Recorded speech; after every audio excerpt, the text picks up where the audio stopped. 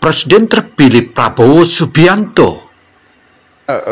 Lebih ke arah solutif, langsung dan cepat. Masalah kesehatan di Indonesia adalah kurangnya dokter.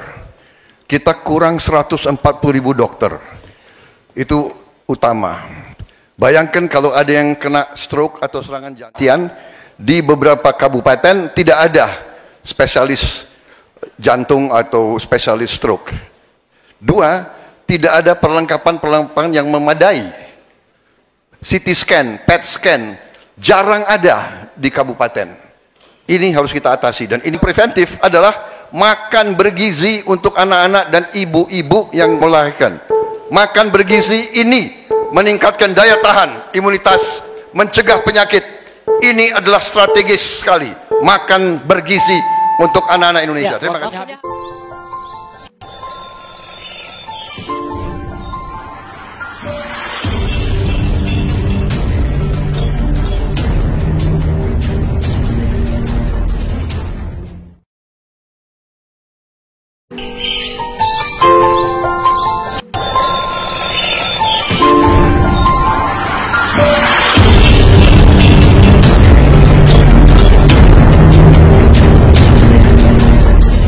Dan tulis komentarnya di kolom komentar, karena pentingnya agar Anda bisa terus menonton Opini Gino.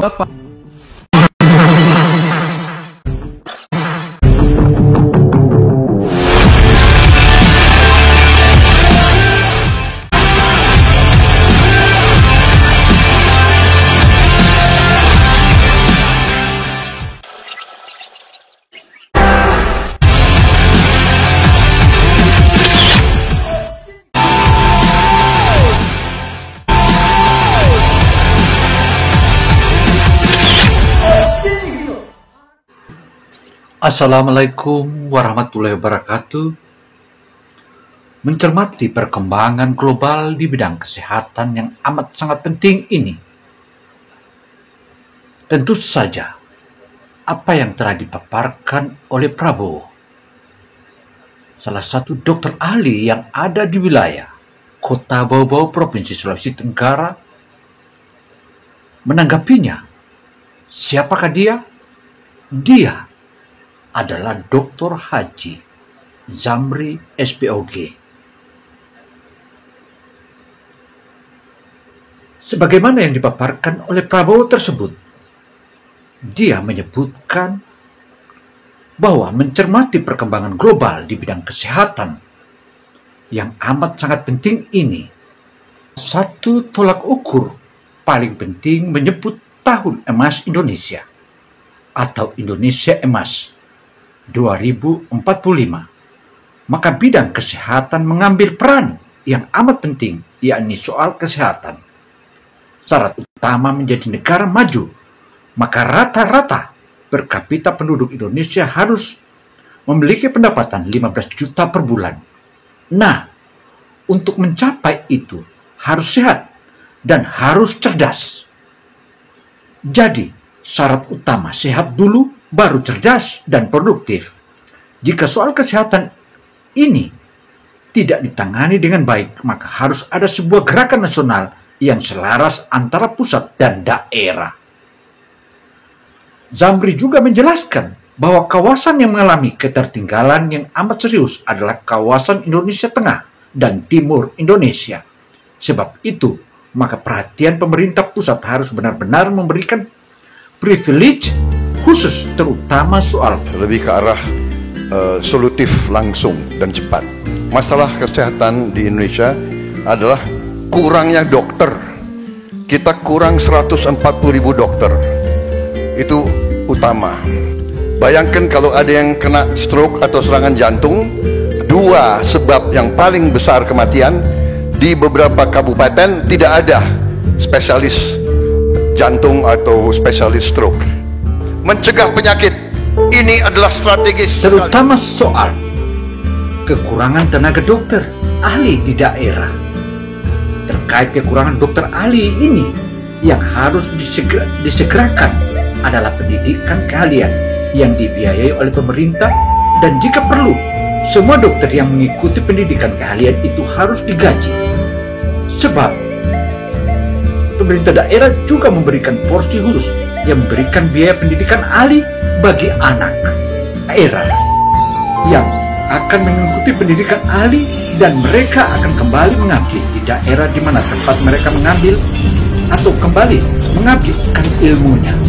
Kalau selama ini keluhan presiden adalah banyak warga Indonesia seperti ke Singapura, Malaysia, China, hingga ke Eropa yang diperkirakan setiap tahun ada sekitar 1-2 juta orang.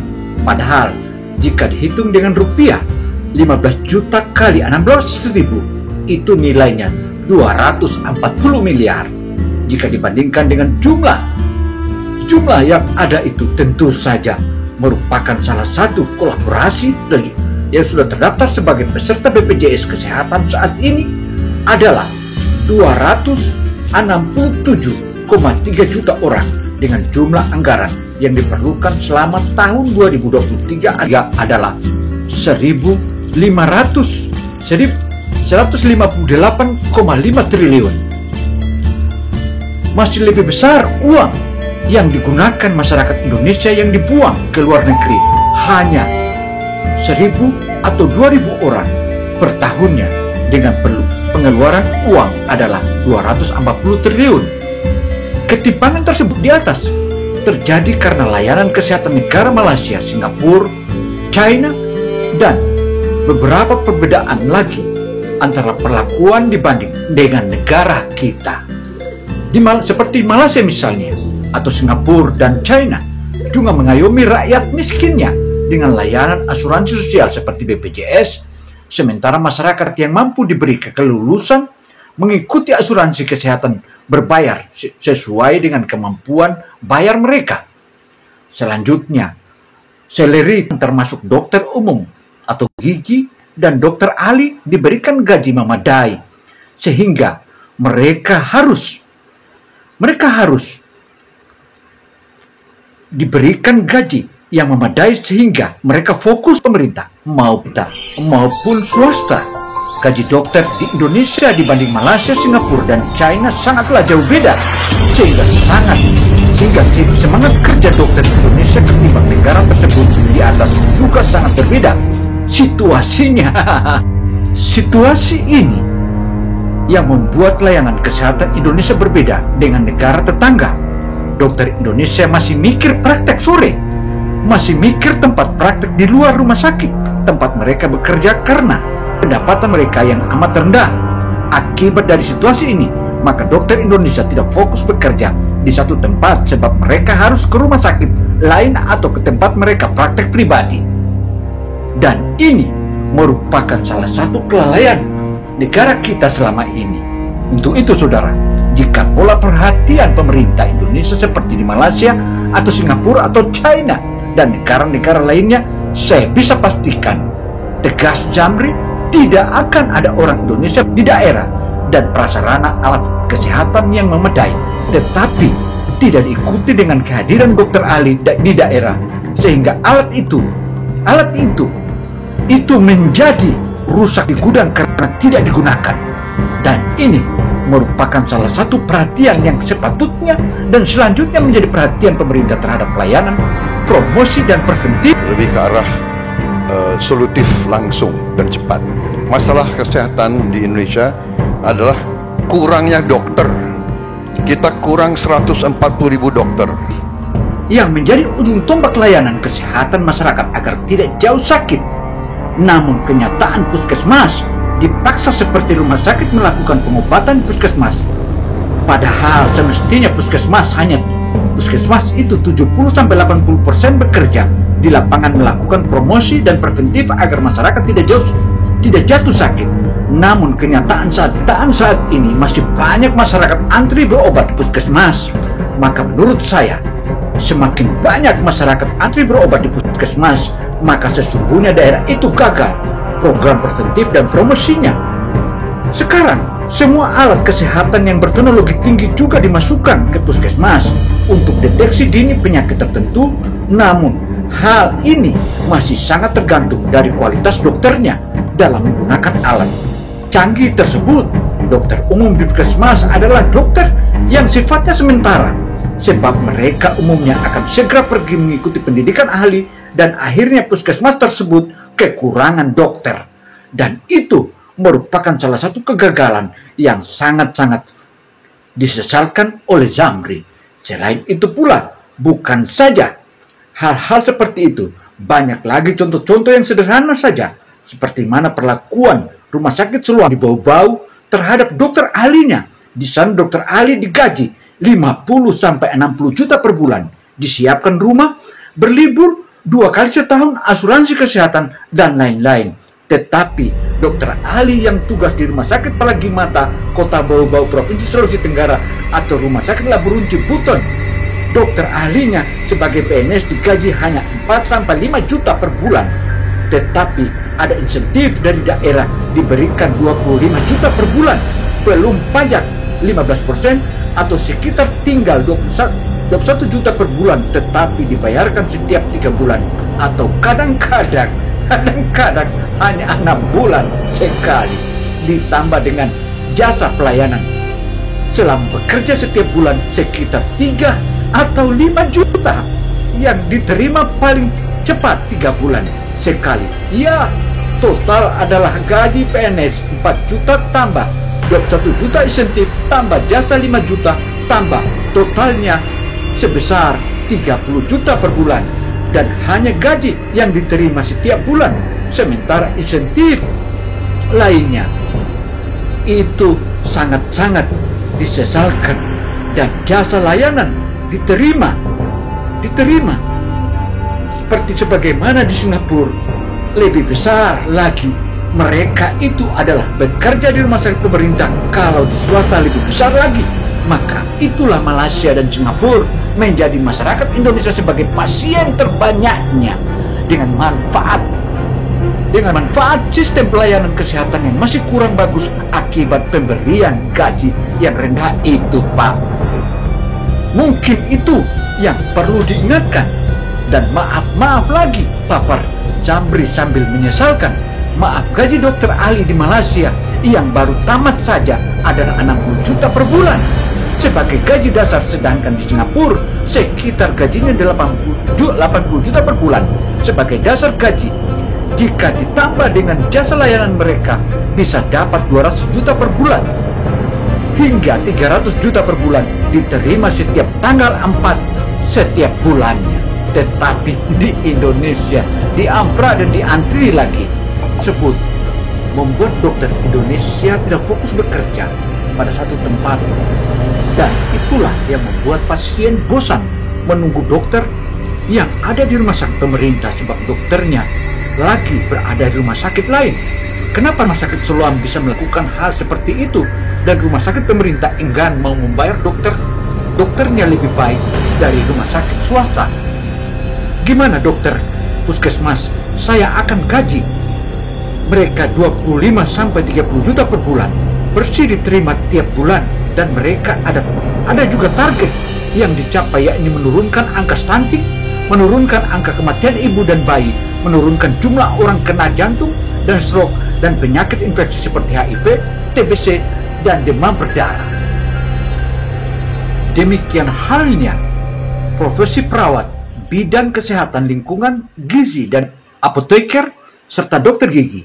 Kalau hanya retorika membuat layanan kesehatan gratis pada masyarakat dan kehidupan petugasnya diabaikan, jangan harap layanan kesehatan bisa maksimal atau menggapai mimpi Indonesia Emas 2045.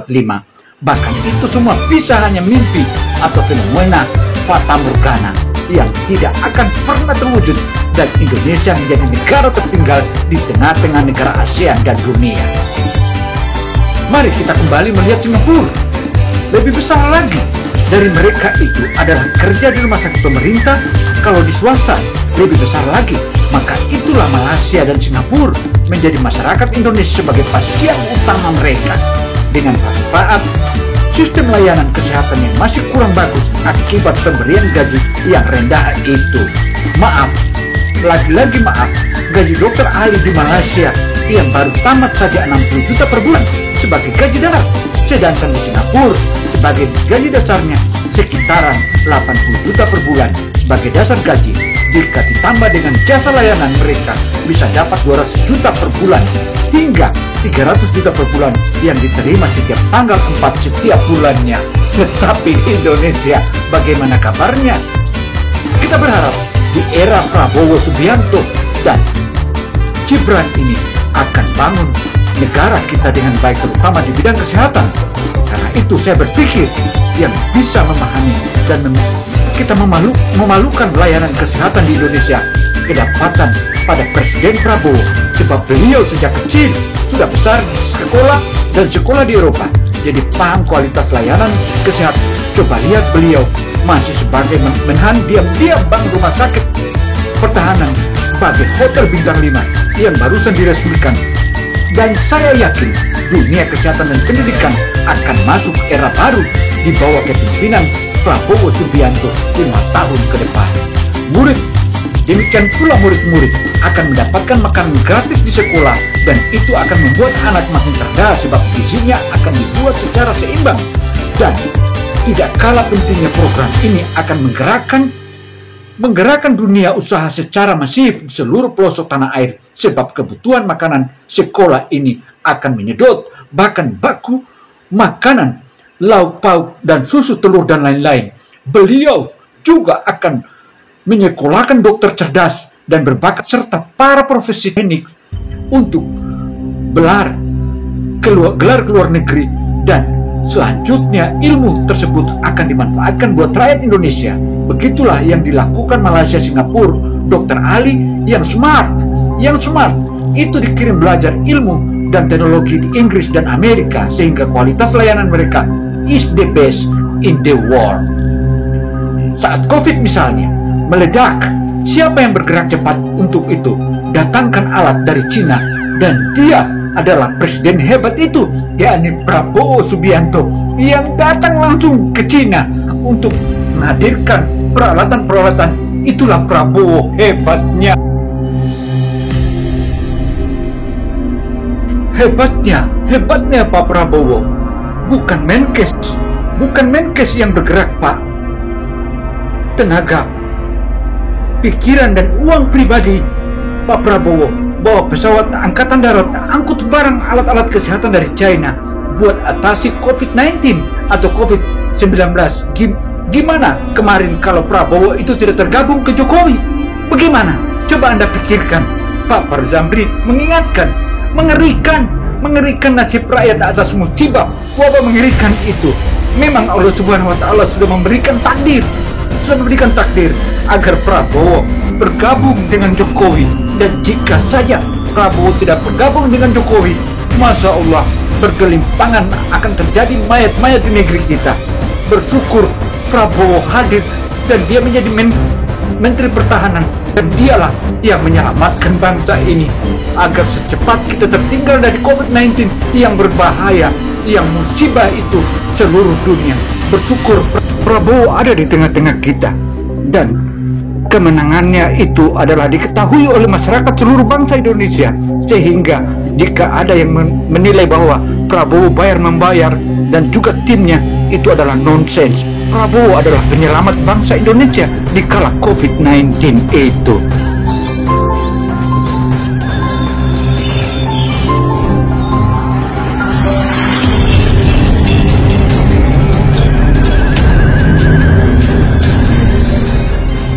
Dan tulis komentarnya di kolom komentar, karena pentingnya agar Anda bisa terus menonton Opini Gibran.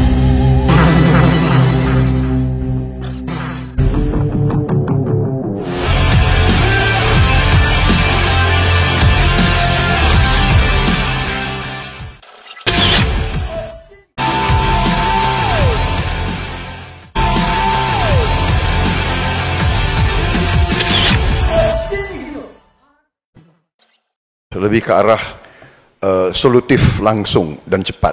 Masalah kesehatan di Indonesia adalah kurangnya dokter. Kita kurang 140.000 dokter. Itu utama. Bayangkan kalau ada yang kena stroke atau serangan jantung, dua sebab yang paling besar kematian. Di beberapa kabupaten tidak ada spesialis jantung atau spesialis stroke. Dua, tidak ada perlengkapan yang memadai. CT scan, PET scan, jarang ada di kabupaten. Ini harus kita atasi dan ini bisa kita atasi. Jadi solutifnya demikian. Dan yang paling penting dalam preventif adalah makan bergizi untuk anak-anak dan ibu-ibu yang melahirkan. Makan bergizi ini meningkatkan daya tahan, imunitas, mencegah penyakit. Ini adalah strategis Demikianlah sekali. paparan opini Gino hasil wawancara eksklusif dengan Dr. Haji Zamri SPOG. Karena itu saudara, semoga ke depan akan kita temukan lagi pemberitaan-pemberitaan lebih baik. Untuk itu saudara, jika ada kata yang salah mohon dimaafkan. Saya Gino Samsudin Mirsad melaporkan. Wassalamualaikum warahmatullahi wabarakatuh. Semoga